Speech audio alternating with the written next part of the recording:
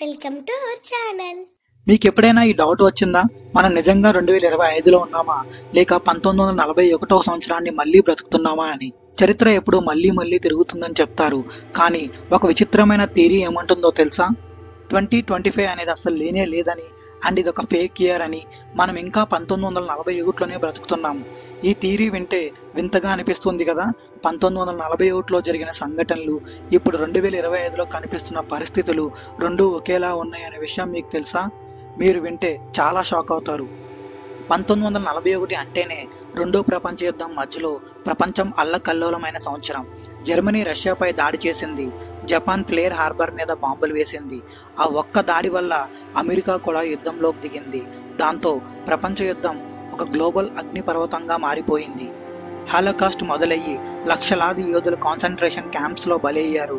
చైనాలో ఫెమిని వల్ల మిలియన్ల ప్రాణాలు పోయాయి. యూరోప్లో రేషన్, ఆకలి వ్యాధులు. ఇండియాలో స్వాతంత్ర ఉద్యమం కొత్త మలుపు తిరిగింది.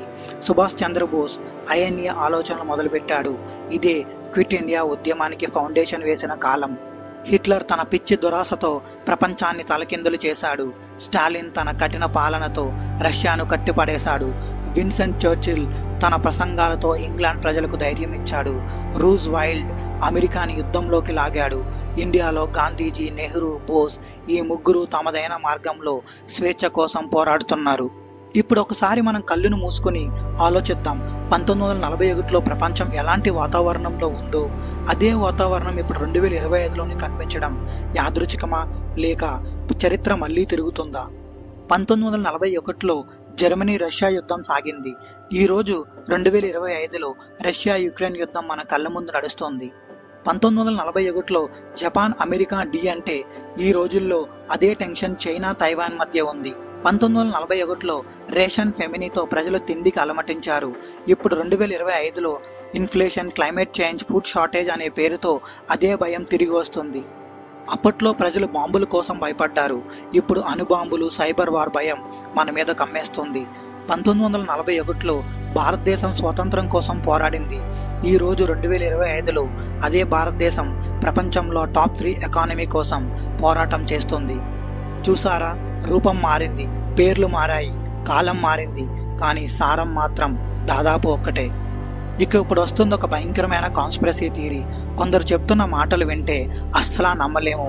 మనం ఇప్పుడు 2025లో లేమని, మనం ఇంకా 1941లోనే బ్రతుకుతున్నాం.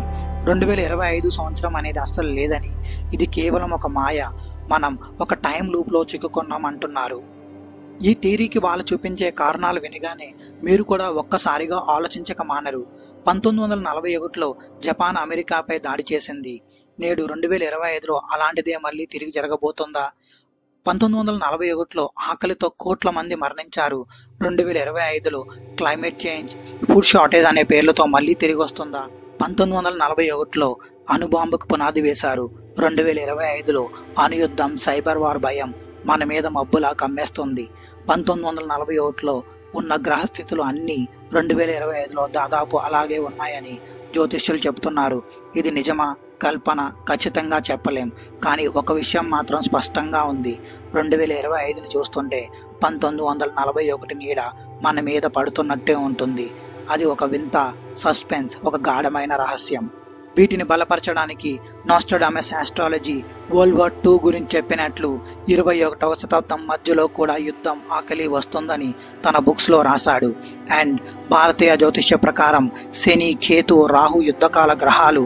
ఇవి 1941లో కలిసినట్టే 2025లో కూడా ఒకే రీతిగా ఉన్నాయి.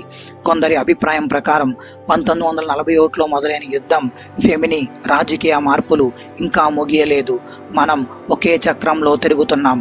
1941ని మళ్ళీ బ్రతుకుతున్నామా, లేదా 2025 నిజంగా ఉన్న సంవత్సరం కాదా? ఒక ఫేక్ టైం మాత్రమేనా? ఈ ప్రశ్నకు క్లియర్ ఆన్సర్స్ ఎవ్వరూ ఇవ్వలేరు. కానీ చరిత్ర మళ్ళీ మళ్ళీ తిరుగుతుందన్న విషయం మాత్రం నిజం. 1941లో ప్రపంచం చేసిన తప్పులు మళ్ళీ 2025లో చెయ్యకూడదు. యుద్ధం కన్నా శాంతి బెటర్, ద్వేషం కన్నా స్నేహం బెటర్, ఆకలి కన్నా పంచుకోవడం బెటర్. మనం 1941లో లేమో, 2025లో నిజంగా ఉన్నామో లేదో తెలియదు, కానీ ఒక విషయం మాత్రం ఖాయం, మన భవిష్యత్తు మన చేతుల్లోనే ఉంది. Thank you for watching. Please subscribe.